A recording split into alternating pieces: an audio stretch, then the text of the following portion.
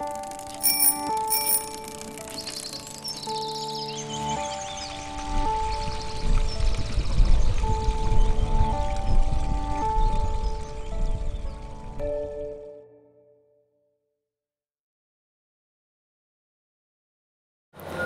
bonjour, je suis Danny Michaud, directeur général de Moisson Montréal et je suis un créateur de valeur.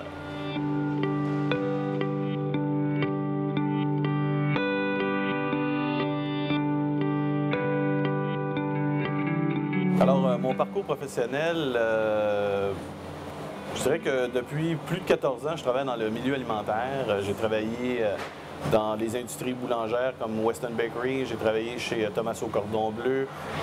Plus précisément du côté logistique, opération, j'ai eu des postes de directeur d'usine, poste de vice-président aux opérations. Je vous dirais que dans l'ensemble, j'ai un bac en gestion des opérations et j'ai aussi une certification en ressources humaines et là je suis en train de compléter un MBA. Alors c'est vraiment du côté plus de logistique, mais je m'en vais de plus en plus vers le côté plus général.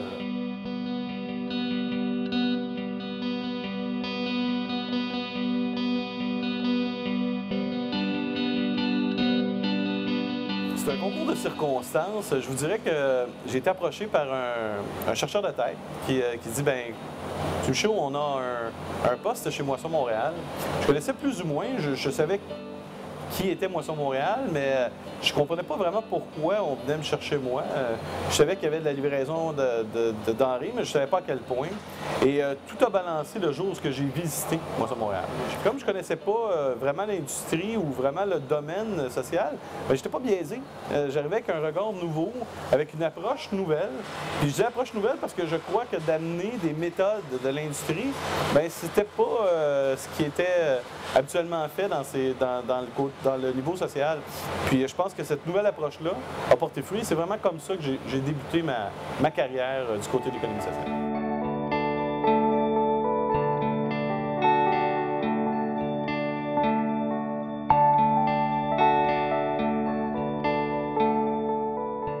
Une économie sociale, pour moi, c'est d'être capable de redonner ce qui aurait été un profit habituel.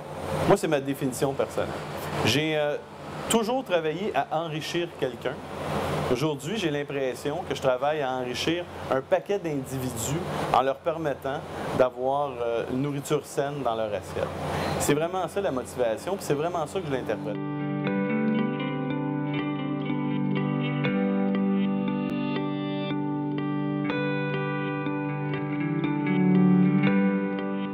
L'aspect économique et l'aspect social, les deux doivent travailler de concert.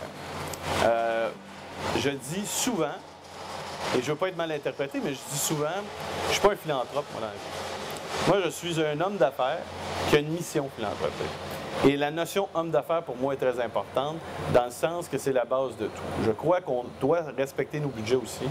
On doit faire des investissements intelligents.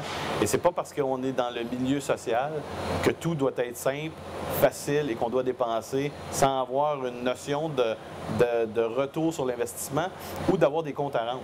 Pour moi, c'est hyper important. Chacun de mes directeurs ont des comptes à rendre à la fin du mois. Et c'est dans l'objectif, je pense, la différence. Je trouve que les gens veulent trop mettre de différence entre le côté privé, très économique, et le côté social. Moi, je pense que c'est vraiment dans l'objectif. L'objectif, c'est comment on peut faire mieux les choses à moindre coût, mais en s'assurant qu'on redonne aux gens dans le besoin, puis qu'on dépense intelligemment et que ça va aux bonnes personnes. C'est vraiment dans cette optique-là, je pense que c'est fait. Mais l'économie et le social se chevauchent constamment.